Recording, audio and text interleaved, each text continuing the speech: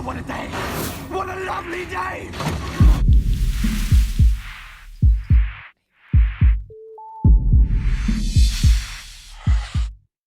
Welcome to Flat Earth Debate. I'm your host, Nathan Oakley, and if you're new to this channel or you have not done so already, be sure to subscribe and hit the bell notification icon to keep up to date with the Flat Earth Debate. If you would like to support this channel, there is a super chat that runs alongside the show while it's live, and a link in the info box below the video once it's rendered.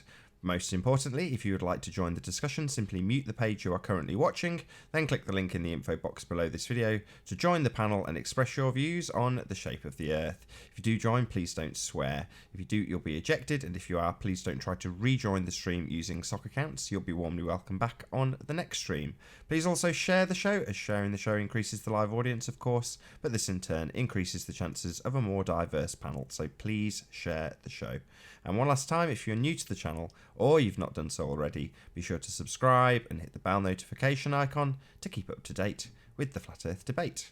Now, we are joined by John, Arwin, who else we got? Great Geezer, and we've got Mark and Sleeping Warrior. How you doing? It's Angel. Should have remembered your name. I've not dropped out, Nathan. Say again? I've not dropped out. You've not dropped out? No, but I didn't get a shout, so that's why I was... Oh, my bad. Sorry, Adam. Iron Realm Media. I'll stick the icons up so people We're all doing see well. See the same stream. Say again, Angel? Second part. Well, on the same YouTube channel, it still seems to be working. Yeah, it will do. I had an internet problem on the last stream, so it ended, and I've just started with a new intro for anybody who's interested. But as far as anybody who clicks on this in the future, it'll just be its own self-contained stream. I may well, after John's finished doing his bits and bobs, might put the link out, so it might actually turn into a debate in this show. We shall see. Before John starts again, Nathan, I just want to say, because I was just blowing smoke up John's arse. And both of you, it's stuff that, you know, we've alluded to over the years as guys have been going at Iron Realm. And it was particularly since John's come on, and the way, particularly I've heard you just like become like Mr. Scientist, and no matter what the ballers say, you know, I've heard you uphold what is scientific principle, stuff that I've led me to my questions and queries over time from my understanding, you know what I mean? So I just want to say, particularly, you know, it's not something that I do, but the way you guys have been able to take on the ballers, it's not something I feel like probably I might give it a go one day, joining the show. But the way you've done it on the fly with them has been outstanding from a point of defending science. Yeah, not flat Earth, not anything, but defending science, and respect to both of you. And like I say, I know you said that John had given you a bit of coaching, Nathan, and fair play, mate. I think qualifications my arse. Do you know what I mean? You understanding the scientific principle. You guys have really laid it out there for everybody, layman's, to really fully understand. And thanks, guys. Well, I was chatting with Betty this morning about exactly that, and you know, all I'm not trying to blow smoke John's arse either, but with the same token, it's all credit to John on account of the fact that he's been banging this drum for 3 years in this arena, and probably 10 years plus in other arenas, and trying to get this message across. And that would probably, I can imagine, I'm not speaking for you, John, but I'd imagine that was quite frustrating. You know, trying to get this message out there that science is not on their side at all. Yeah, well, thank you to Adam. And yeah, you're right. It's frustrating, especially after all that time. I can break down a simple subject to adults, and they just don't get it. The scientific method is the scientific method. It's when I first learned it back in 5th grade, I seen it up on the board, and it's always stayed with me. You know, throughout my life, throughout academia, throughout my profession, it was really cut and dry, and it still is. It doesn't change, but people have bastardized it and now replace science with fairy tales and then call it science, which infuriates me. My observation with the American system of education and the British system is we're never taught about the scientific method, nor about logical fallacies or how to put forward an argument. Is that your experience, Nathan and Anthony? I remember in high school when we were going through the scientific method, there were basically four things.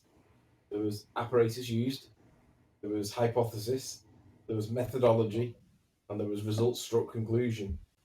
Now, in the real world, none of that ever applies. It's everything else but that. But when John talks about it, I go back to like what was known as first year, second year, third year high school. It's now year 7, 8, and 9, because that's what we did in school.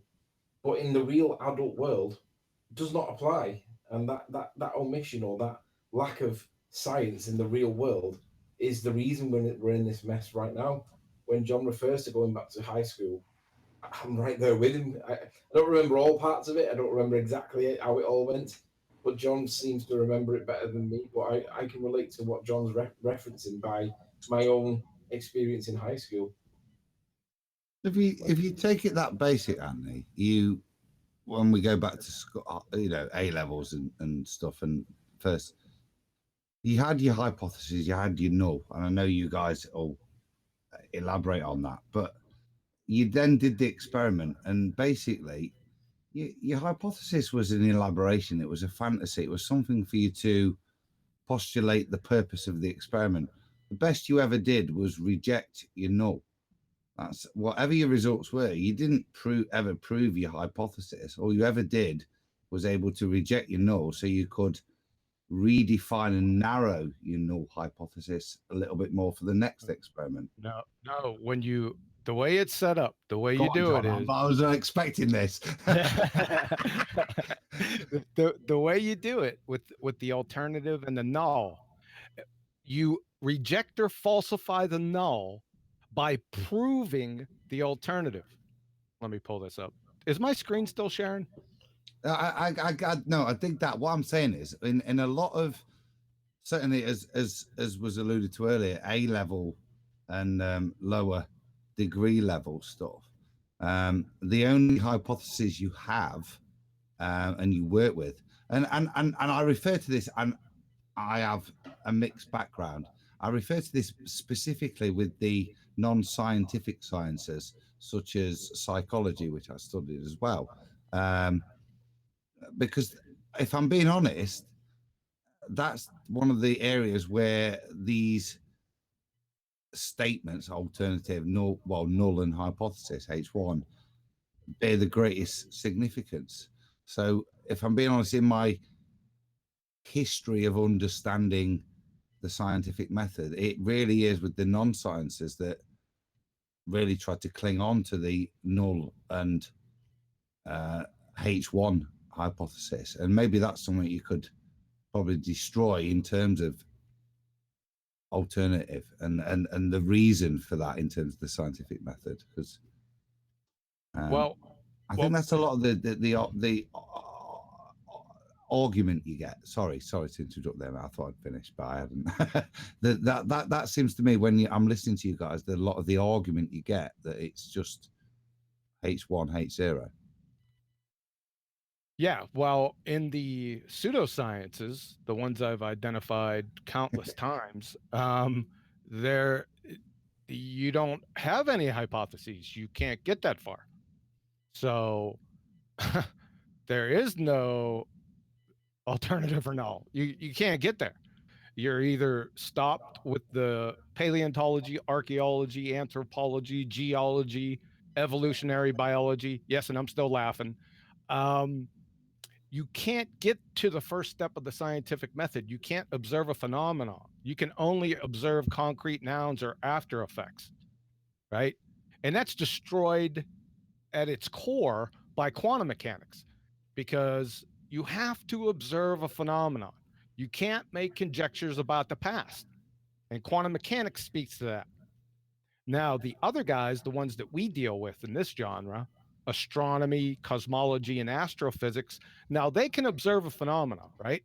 They have no problem with that. We observe phenomena every day, in those disciplines. However, your problem comes in when you try to form a hypothesis, because then you need an independent and dependent variable, right?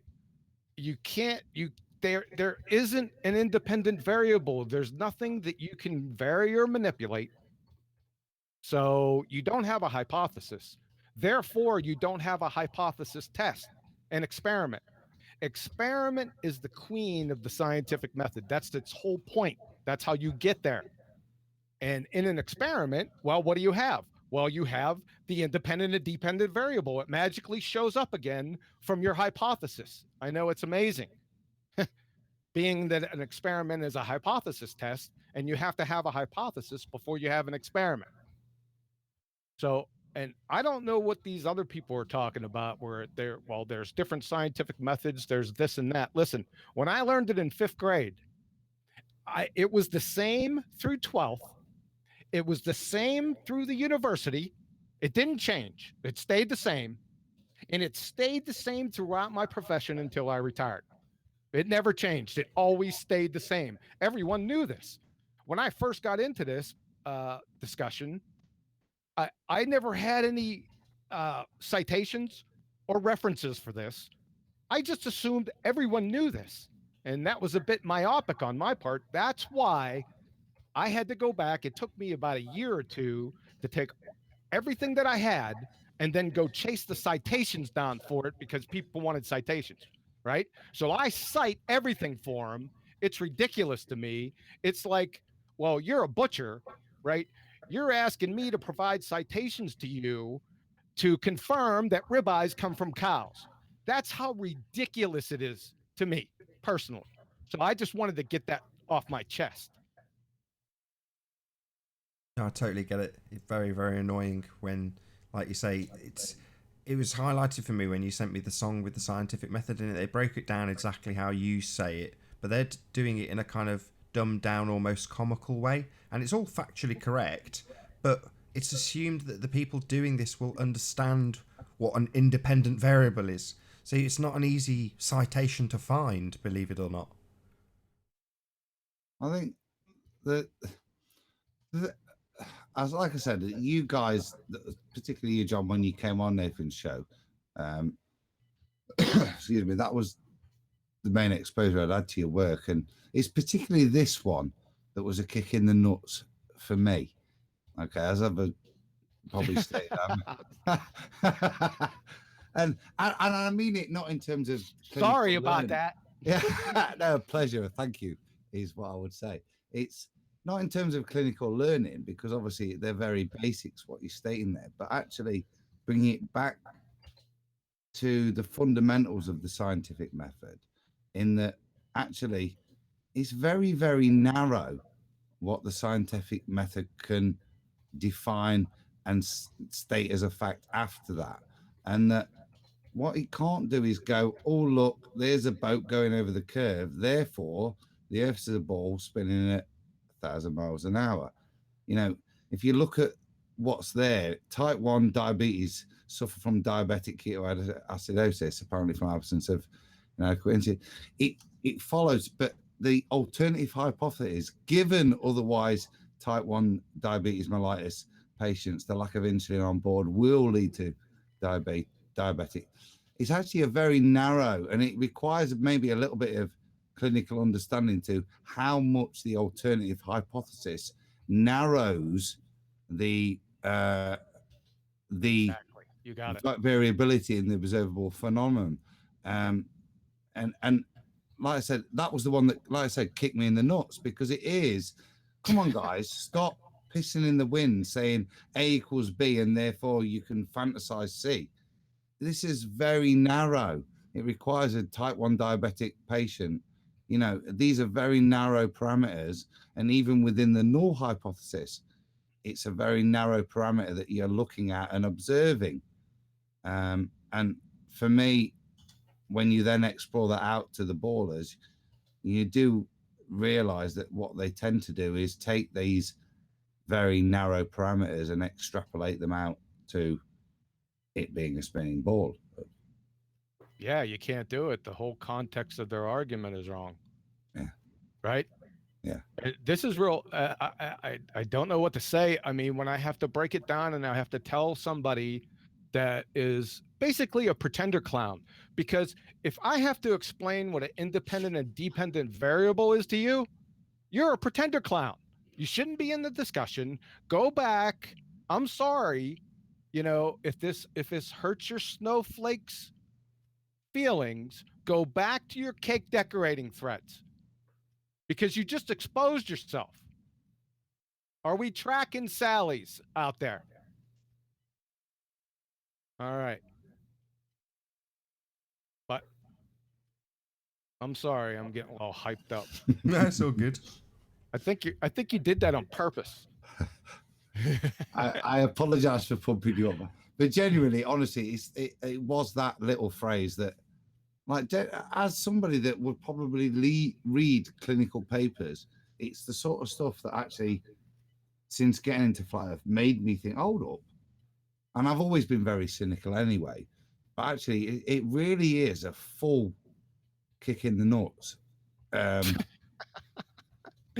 But I would in terms of bringing it back to what the implications of an observation and H1, H0 are, what it actually can mean, and how little it can mean is.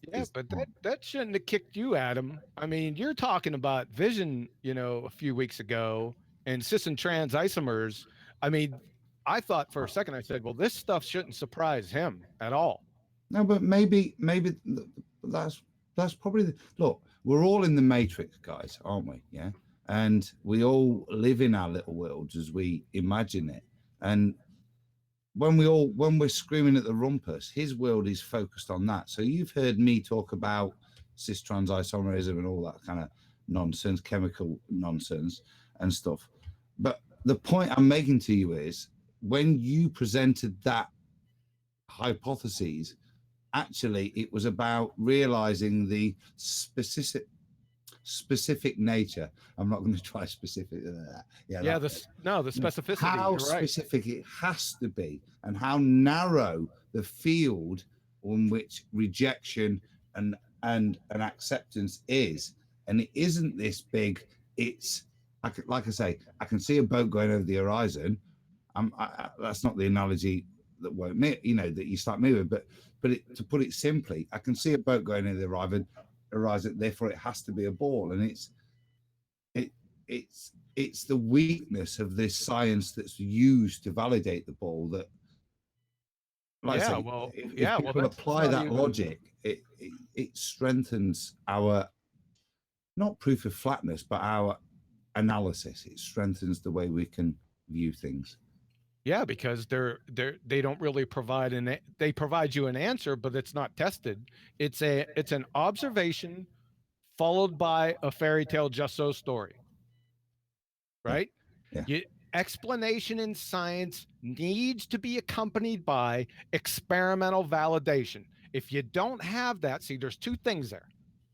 Explanation with experimental validation. If you don't have the experimental validation supporting your explanation, then it's a fairy tale just so story.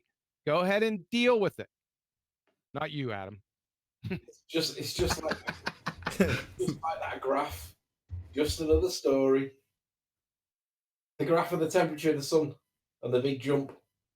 That's the point. That's when I look at it, and I use the phrase, and I did give you credit, Nathan, for just so story on Friday, and it's exactly that. It's how it is an explanation that is way beyond the data that you've got. No, it's not. It's science, bro. Yeah. I like it, and the other one, science says. That'll send me off the reservation quick. The whole body of science believes me, man. The body of science. It's just like having a conversation with Rumpus, even though he's not here. I've just got him running through my mind right now. All right. Well, do you guys want to get back to this? Yeah, sorry, bro. No, no, no, It's fun. no. That was good. That was good. All right. We brought up Ranty's picks before. Remember, he took this shot and he was showing how that this looks like, as these windmill towers, whatever you want to call them, are going away from you. Well, it looks like they're on a curve because they're getting smaller, right? You can tell that there's a curve here. But then what did he do? Hope the next picture, and that's not it. What did he do? Well, instead of the z-axis, he went over and took a look at this axis, right? This is the same axis. Well, they were curving before, or had an angle to them before, and you would think, well, yep, there's a curve there. Well, they have to be going down, but guess what? On this axis, they're not. And I'm sorry, which one was it? I think it was the red line, if I'm not mistaken, Nathan. I think so. Yeah, that's the ones that he's looking down. Right. So once you take back over here, if you're looking straight down here, these seem to go over the curve, right? Or they bend down. But on this axis, well, they're not doing that, are they? It's straight across. And the other thing to notice, if you just flick back to that previous one, I don't remember what the distance was to the first turbine, but whatever that distance was, there is a buildup of exponential curve there that we should be seeing manifest in the picture. It wasn't 1 mile away. It was about 12. This was 11. I think it was 11. I might be mistaken. I think I'm in the ballpark. 11 to 13. Yeah, so the difference between the 11th mile and the 13th mile is an exponential amount of curve. What you see there, Anthony, is a straight line, don't you? You don't see a curve, or you see an incline due to perspective. And to be honest, John, I'm going to correct what you said. I don't know if it was a misspeak or whether you actually said something that you believe to be true, but you described them as they appear to be curving down, and I thought, no, they don't. They appear to be flat and straight perspective, and they don't appear to be curving down at all. Oh, yeah. Okay. Yeah. No, but you use the word appear, so therefore that negates a definition. I wouldn't say that they appear to be curved down. Your brain fills it in. The brain fills the shape in because of where the points fit, don't they? I think what Ranty also did on his presentation, I can't remember which debate it was on, but he basically pointed out that when you measure it and show how the curve maths works, it's perfectly in line with perspective, because when he plots out how much they should be dropping away in terms of perspective, this is what you get. Obviously, this is reality. This is a photograph. And it matches perfectly what we would expect based on perspective. Yes, there you go. You correct. go onto the other axis, and it's flat as a pancake. They're all perfectly in line with each other, exactly as you would expect them to be. Yes. But this is what we're seeing. Right, why are they disappearing bottom first? We are asked. Well, that's the nature of perspective. That's what happens. Things get smaller and closer to the horizon as they get further away. It's fairly straightforward stuff. But yet, you present these wind turbines to them and they go, look, the one's a bit at the back. They're lower to the ground. Yeah, that's perspective. And when you say that, they ridicule you. Corridor was good, weren't it? That showed it, how the lower part, the sea level rises up and the top merges down. That corridor, I thought, was a great photo from Dave Marsh in terms of showing how it's going to block stuff out. All right, we good on this? Any other comments, questions on this one? Love it. I'm glad you kept hold of those, because as I say, Ranty's at least temporarily not got access to those photos. So I'm glad you've got them. Yeah, if he needs it, just let me know, and I could send them back. Cool. All right, we're good. We're good. I thought this was outstanding, by the way. The concept. We're just going for the concept here, right? On the different axes. All right, good. Comments, questions? No, that was it. I mean, I said I'd take full credit because what I asked Ranty to do was see if he had this. So I explained that on the first or second hangout I ever did, we did this demonstration, exactly this demonstration, but with CAD. And it's that you can't compare to showing it with photographs. We described how it would be affected and how you would look on the other axis and see no curve where you have obstruction looking front to back. but you demonstrate it in CAD and people go, yeah, that's very nice, but that's not the real world. So when Ranty was showing me some of these photos, like, by chance, have you got the 90-degree position to this? He's like, I might have. And he went through dozens and dozens and dozens of captures. And he went, here you go. This is it. And I was like, absolutely perfect. He plotted it out, got all the GPS coordinates, checked and double checked that it was exactly what he thought it was. And I was like, great, let's present it. This is perfect. A real world example of looking down the opposite axis and seeing no curve, where apparently we see obstruction, which is being co-opted from perspective to be called curvature. And it isn't. It's just perspective. Simple. That's a great word, co-opted. Listen, sorry to interrupt. This is a really good time, Nathan. If you read the comments that I sent you on Skype, the picture, don't say who it's come from, but just read the comment aloud and let's just laugh at it, because it's the ballers just don't understand it. I don't know whether it's all ballers or whether it's just this one particular one, but just read, as it was the result of after today's hangout.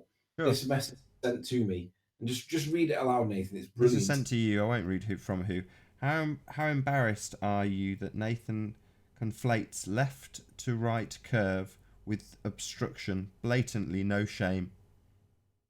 And then read my response. Nathan is right though. Yeah. Yeah. Love it. Okay. We good? I think it's because a lot of these ballers have got this in their mind that the Earth is absolutely massive. And even though they got it that it's massive, right, they still accept Soundly's evidence as credible, even though it's a paradox for them, but they don't realize it, but they accept it anyway. They think it's massive, but still accept Soundly's work. And they conflate the two phrases, they conflate the two positions, because when it suits them, they'll say the Earth's huge and we're like ants on it. And then when it suits them the other way, they'll say Soundly shows the curvature of the Earth. Yeah, we had someone on the other day who was basically saying, well, you said it, how did he phrase it? A thought experiment. A thought experiment would be to say that the Earth is absolutely enormous. And it's like, no, you've got this fixed value. You can't just change it. It's based on all the mathematics of the celestial observations, and they're tying it to a fixed radius value. So you can't just say, oh, well, maybe it's massive. It's like, no. The only point in having a ball to begin with is to make their celestial observations tie in with a spherical Earth. It's a presupposition that we're on a sphere to begin with. It always will be. That's most of the arguments we get. But it doesn't mean we're on a sphere. It means absolutely nothing. But you can't change the R value. Sorry, you can't. Hey, new guest. I can't even say that. How you doing? Can you hear us? Straight on to mute. Have you shared the link?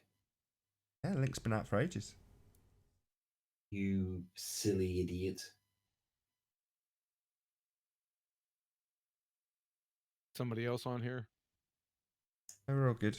Oh, got a couple of trolls. John left, has he been? Just me. I think John was sniped out. Let's see if I can get him back in on Skype. Should have left it as a circle jerk for today. Nah. Hey, plain truth. The last show was completely closed show, so this is a new hangout, so...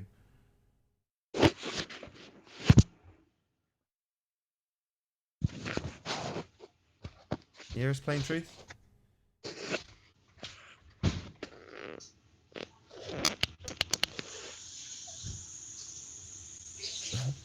Hello? Can you hear us? I can hear you. Good to have you.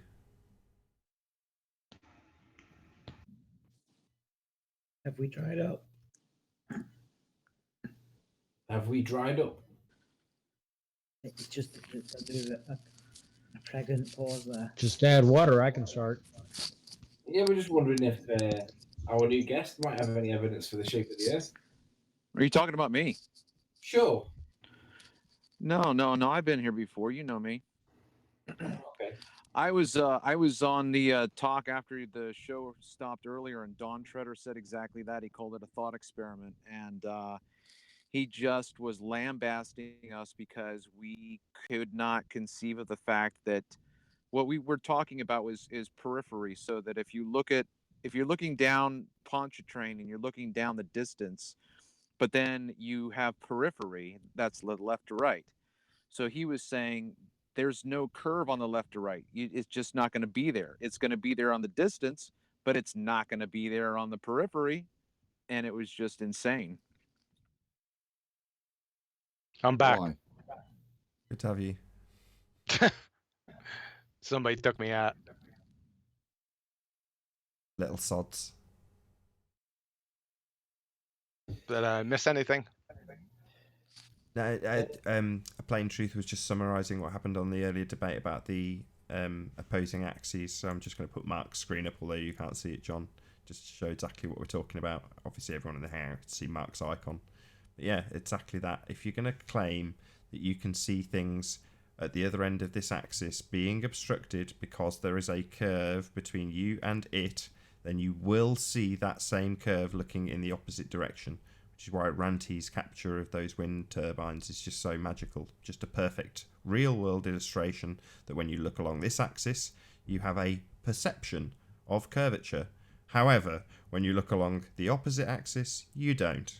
It's flat. And realistically, every picture that we are ever presented where we have this claimed obstruction of curvature, we should see curvature on the other axis as well.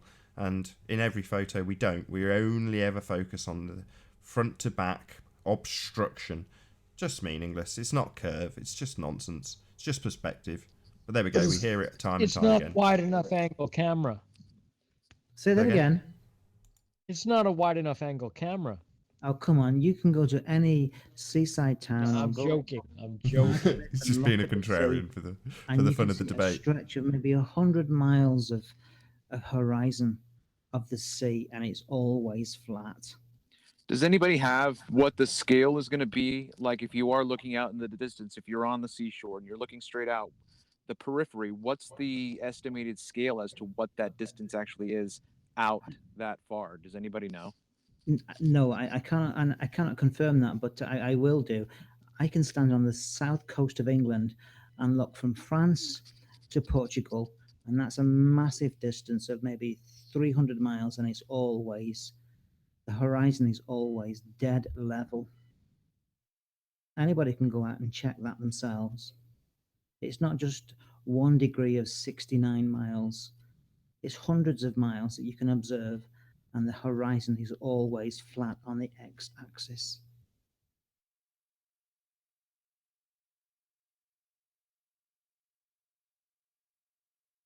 Can I reference a comment in chat from Saucy London? Riley thinks you need 3 planes to take down 3 towers.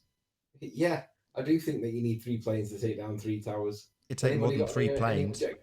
I think you couldn't take 1 tower Or down some with 3 controlled planes. demolition. You can't take down 1 tower with 3 planes. I know, but I'm just pointing out that maths isn't the reflection of reality. Not saying that it did happen. Hey, Nathan, I just have a couple more points. Can I continue or not? Yeah, of course you can. Can I share my screen again? Let's try this. AP Mars, how you doing? Hello, I'm good. What was that stupid little dance that you did the other day, P? Give me a second, John, and I'll get you sharing. Okay, I'm sorry. From Merriam-Webster, level, to make a line or surface horizontal, make flat or level. All right, here's the synonyms, level synonyms, even, flat, flush, or plane. Any questions? Well, there is one comment. Go on.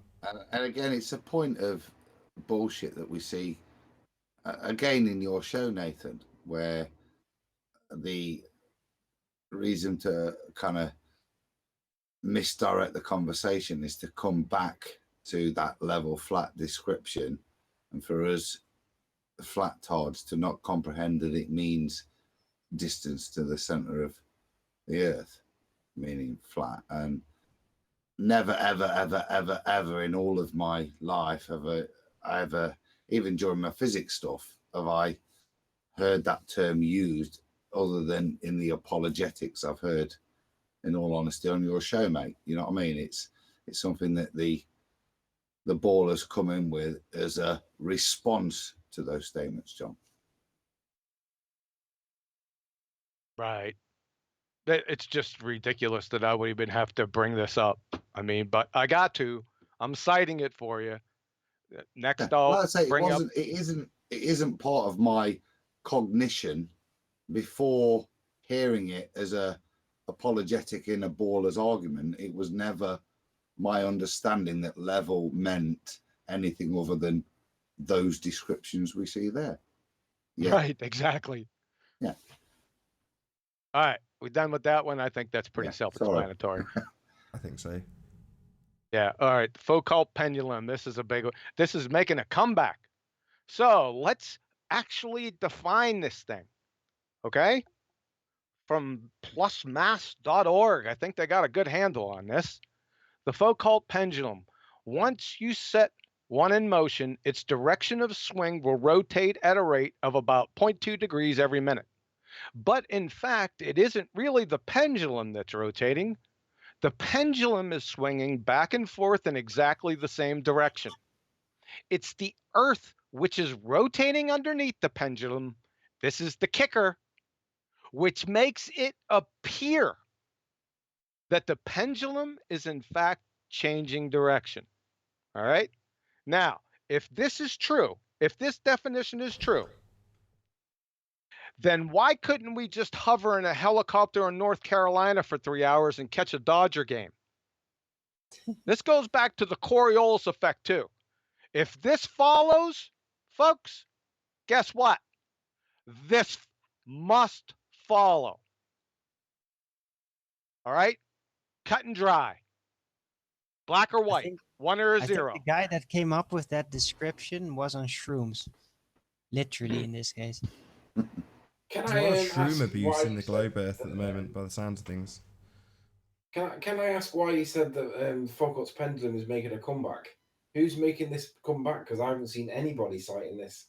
Because as far as I'm concerned, I've heard. No, I'm not. When I said comeback, I said I just heard a couple arguments, not in this hangout, in a couple in the comment threads. You There's know, only Foucault one pendulum. So I person- thought I'd bring it back up. There's only one person that I know that even this, and it's that Nick with Noel. Nobody else cites it because everybody else seems to accept that it's not repeatable. It doesn't do what they tell us it does. Where have we heard that before? That's not true, though. That it is true. It doesn't do what they tell us it does. Can you cite a source? Yeah. I'm citing it right here. Nobody can repeat the experiment, P. That's not. Do you have a primary source? Yeah, nobody can repeat it. It's not an experiment anyway.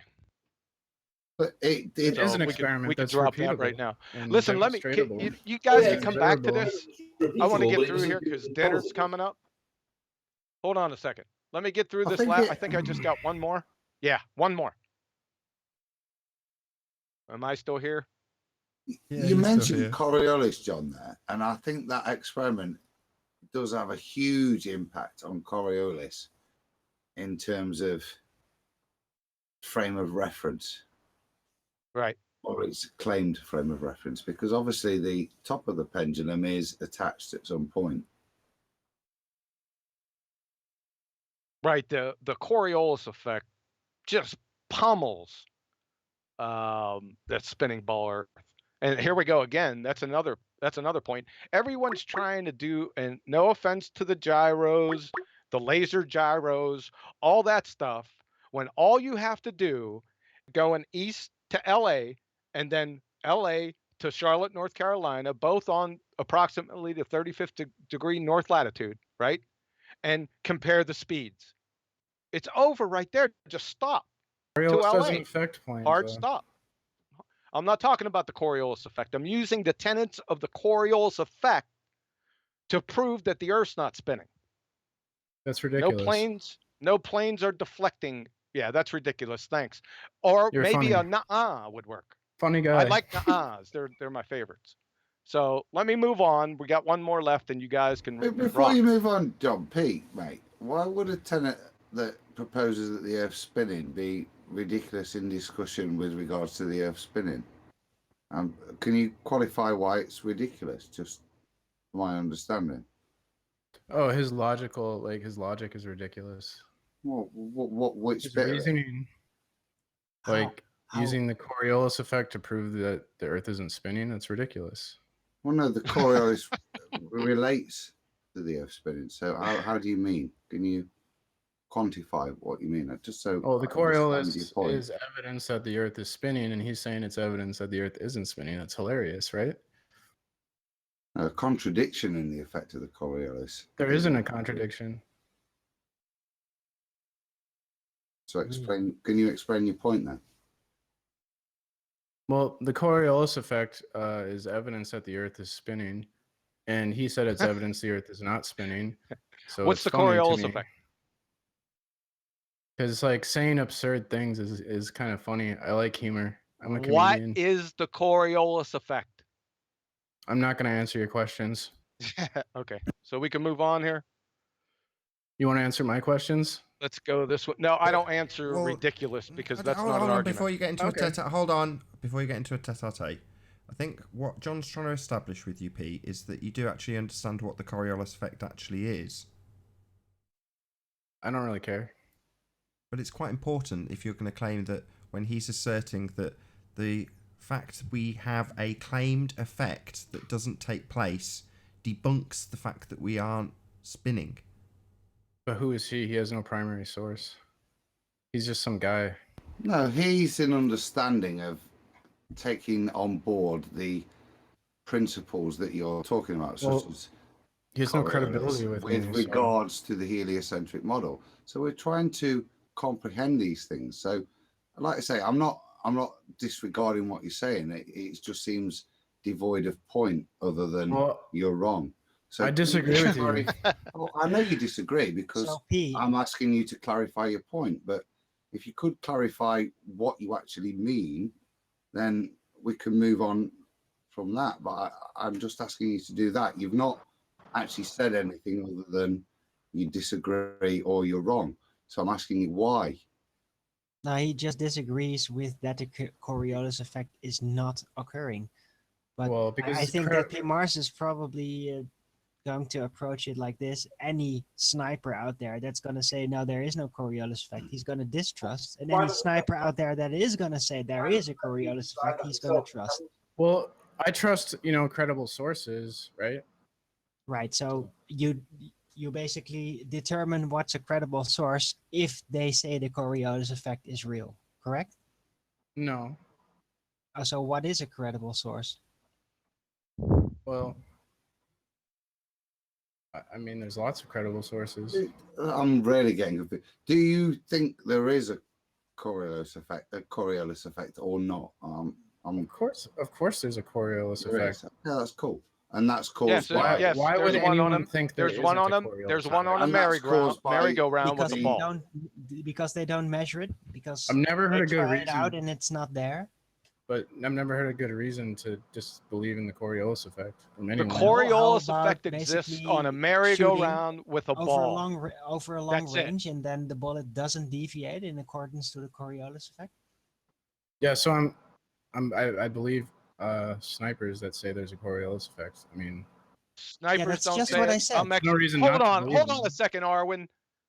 Snipers don't say that. I'm ex-military. I'm retired military. I spent half my career in combat arms. Snipers right down the hall. I cross-chain with them every quarter. They're my drinking buddies. Guess how many shots I've made over 1,500 meters personally, myself, without ever considering the Coriolis effect wasn't even brought up, much less actualized. So, what do you got to say to that? You're a liar. Can I ask you another question? I told you. Liar. No, let's not call the guy a liar. Ridiculous. Don't be Great arguments. No, but Well, that's that's the way that he judges people. If you say the Coriolis effect is real, he thinks you're reliable. If you say it's not, no, I'm not. That's not my point. P. Mars said he believes snipers that say they take into effect the Coriolis. What does he say to snipers that don't? I don't believe there are any. I think John is a liar. Okay. See, I told you. So, And do we you move have on? evidence that Let's there are move no on from. snipers Can we at move then? on from Miss Or- Nathan? Because I'm not Yeah, credible. sorry, I'm a John. liar and arguments. I mean, what are that's we in pretty crap. preschool? But you don't. Why don't you just provide a primary source to back up what you say then? Well, Because you we should need do the to. same before The you Coriolis interject. effect. He's a P, primary source. It doesn't He need said to. he did it. Let me just He's explain been to P doing why. it. He Hold knows on, Owen. snipers. So He is the a sniper, Coriolis right? But he's not effect. credible. P. Like I want to Why like is he not credible? I want a credible source because I want to believe. I'm not gonna just believe someone on a YouTube hangout. But you know, like credible sources. Credible snipers. Who are these credible snipers? I don't know any credible. I know a load like Superman. He's a superhero, right? But credible sniper, I can't put. Bloke who jumps from like super high up, yeah, Mr. Baumgartner. I know him, but who's Mr. Credible Sniper that you've referencing then? Let's just say it another way. Would you bet your life? No, Owen, answer the Coriolis effect question. being Mate, real? I'm confused. I'm not having a go at you. I'm just asking you to clarify your point, dude. Because you say I can't go to crediblesnipers.com. So what do you mean by credible snipers? I mean, if you don't know what I don't know how to explain words to you. Okay. Do you mean what you've heard that snipers say? When you of mean course, when you read that's about what I mean. Coriolis, Do you know what you read English about words mean? snipers, and therefore I you don't- mean you have no I don't evidence know how to for it, clarify anymore. Like, or... No, please, because you've not clarified anything, not anymore. in your opinion. No, not to anyone. Did anybody think P's clarified anything yet? In my Well, opinion, you're asking no. a bunch of biased flat earthers. No, I'm so asking you to clarify why you make a definitive statement. I have and just clarified. to source it for who's Mr. Credible Sniper then. I gave my opinion. See, I clarified Dave. myself several times, and you just keep asking me to clarify myself. So, like, what's the point? I'm not. Is it the bloke in that? If you Hollywood don't understand movie? what I'm saying, you're not listening You're to me. not I don't know making a what the hell's point, going on. You're not That's just your explaining what a opinion. credible source is in this matter. Well, that is my opinion. That's why I'm talking to you, obviously. So I'm asking you, in my opinion, could you maybe clarify a little bit more? In my opinion, I don't think I could. I think you're just being obstinate. So there isn't a source, is that what you're saying, as of credible snipers? Hey, look, you can fact check me. Okay, go fact check me. Well, that's what I'm asking, probably, isn't it? We'll To go fact you. check your nuh-ahs, right? This is all you can got. fact- We're in you can preschool. fact check what I Can say. we move I don't on? think you can fact check anything John says because he just makes Hey, it up. I'm not asking John a question. I'm not. I've been talking to John for ages, and where I felt the need to interject with John, I have done. I'm asking you, and actually, John was much more forthcoming and honest with his opinion. And you. I think. Look, sir. My opinion is the I am English, and I could hold that. Coriolis effect is real. Okay, that's what I think. Now, if you disagree, you can fact check yourself. I don't know what to tell you. We never said it wasn't real. The Coriolis. Hold on. The Coriolis. Oh my goodness gracious. The point I was raising was you said according to credible snipers. I asked you to quantify where credible snipers comes from. That was all, sir. But coincidentally, How do you determine their credibility? Here we go again. Sorry, can we move while we go on? on to credible snipers and just keep going around in circles about this subject, I just want to clarify exactly what the Coriolis effect is in regards to Earth. So when set in motion, freely moving objects, including air, the atmosphere, and water masses, clouds, water vapour, move in straight paths while the Earth continues to rotate independently. Because freely moving objects are not carried with the Earth as it rotates, they are subject to an apparent deflection. Now, this is the deflection that we are talking about when we talk about a bullet straying when it comes out of a rifle, i.e. the Earth moves independently of that bullet after it leaves the Earth's surface. So this is what we're talking about. That's why I asked you to clarify what you thought the Coriolis effect is, because it has nothing to do with Earth in terms of what the apparent deflection we are describing when we say Coriolis effect. It could be demonstrated on a merry-go-round by throwing a ball as the merry-go-round turns. That effect, the apparent deflection that you see, the curved path, is only apparent. The ball's travelling in a straight line, but because the second reference frame, the rotating roundabout, is turning, from your vantage point, it looks like the ball takes a curved path, or in this case, bullet. But it's an apparent deflection. So when you say things like the Coriolis effect is real, well, yeah, it is. But you would need two independent reference frames, one of which would have to be rotating, in order for this effect to actually manifest. And if it doesn't, then it doesn't.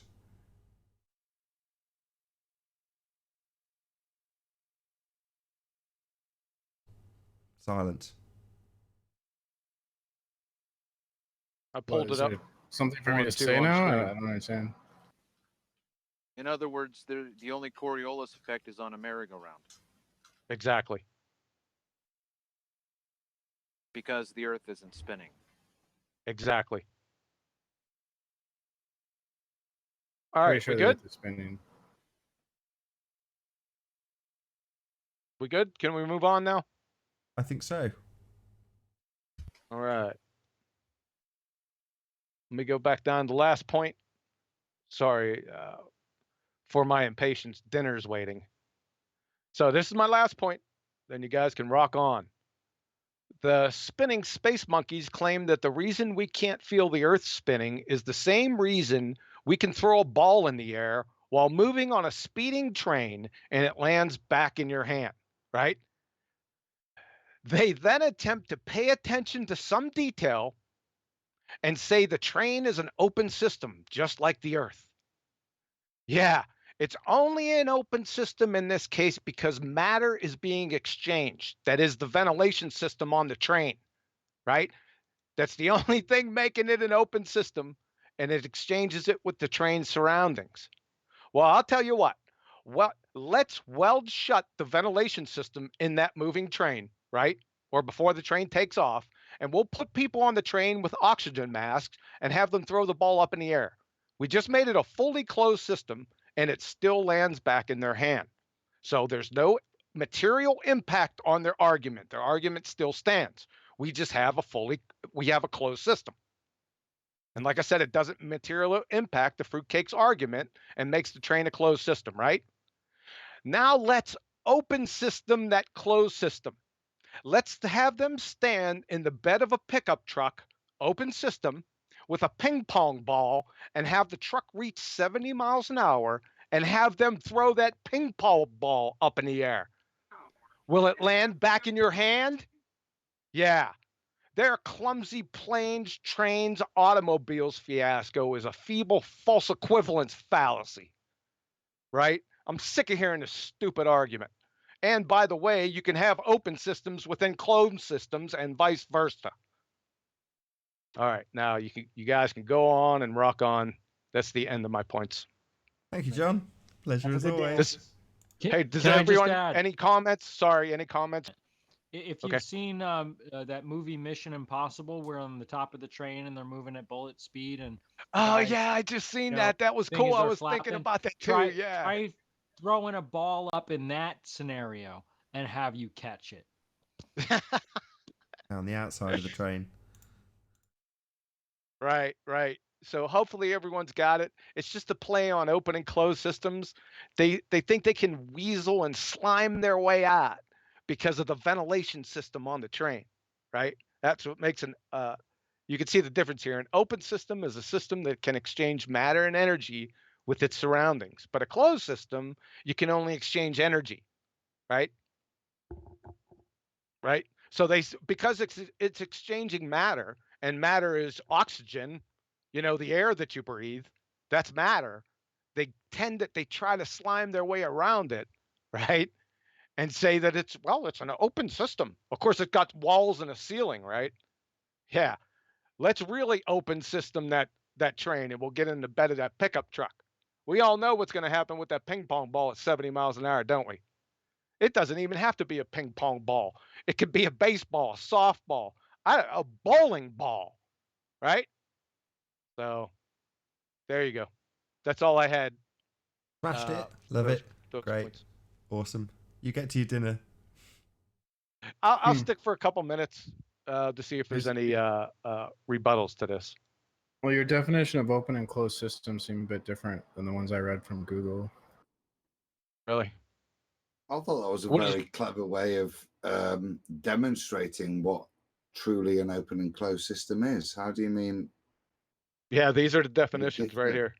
Open, I thought closed, it and was quite isolated. a good way of actually accentuating the point of an open and closed system. I used that same analogy, John, this afternoon with my brother-in-law making that point, and that's why I thought it's very clever that if you actually were to completely seal the system so that the people inside were breathing independently of the system, it shows that their actions are within a closed system. I thought that was very clever. I thought it was a good analogy. Is problem with that, Pete? Yeah, you just closed. I mean, there's no way out if you put them on there with oxygen masks and weld the ventilation system. Then you have a true closed system.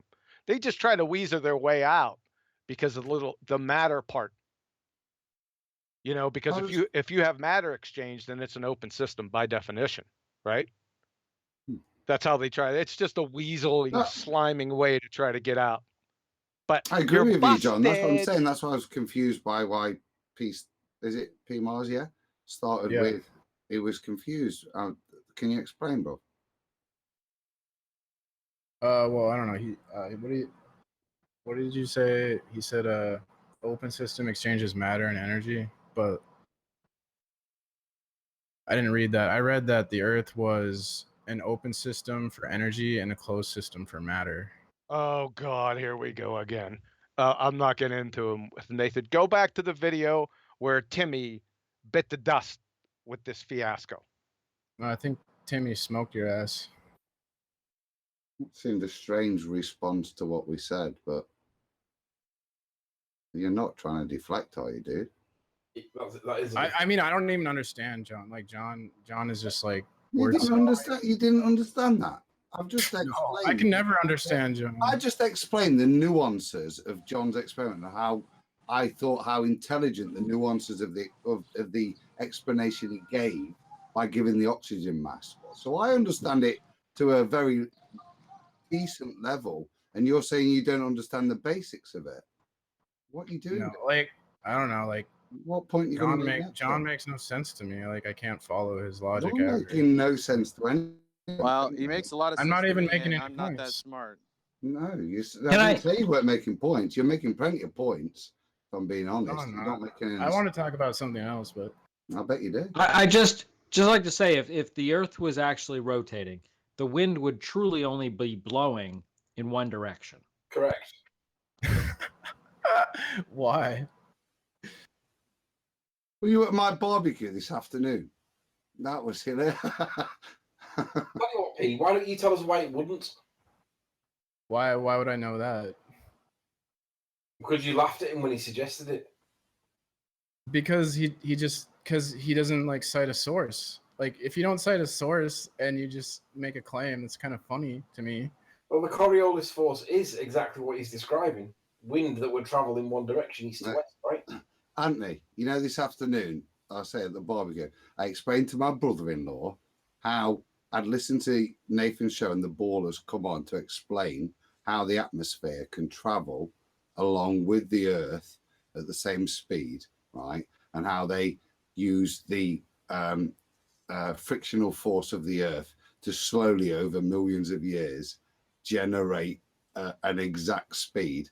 His first response as a baller was, well, why did it stop there then? And then he started to go, well, why did it go the left and right and up and down? Even ballers, mate, don't believe the mathematical nonsense that has been purported as excuses. I don't know if P's that's one, but I was going to say it was just something that funny came up this afternoon. Like I say, my brother-in-law's a baller, and he has lots of questions. And we were talking about atmospheric, you know, the wind speed and that, and got onto that. So it's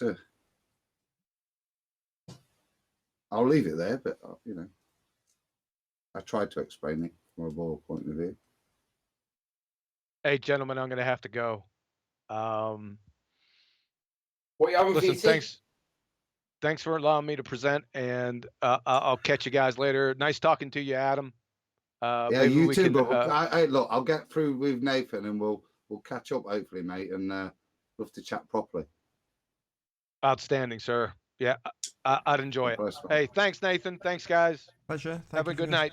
Thank you for your Good time. night. See you, bro. How about you guys? But it's been 2 streams of over 3 hours. I don't know if I should round out here. What do you think? It's past midnight here. So. Yeah, midnight for you, 11:30 for us. I think it might be the appropriate time to round out before I start slurring my speech. So I will first and foremost say a massive, enormous, huge thank you to all of the live audience for tuning into these live streams, hopefully sharing. If you hated the stream, you know exactly what to do. But if you like the stream, be sure to hit the like button, maybe share the show, and subscribe if you've not done so already. Also, a massive thank you to all of the debating panel for making this debate possible. I've been Nathan Oakley, and I will see you all in the next video. Oh, what a day! What a lovely day!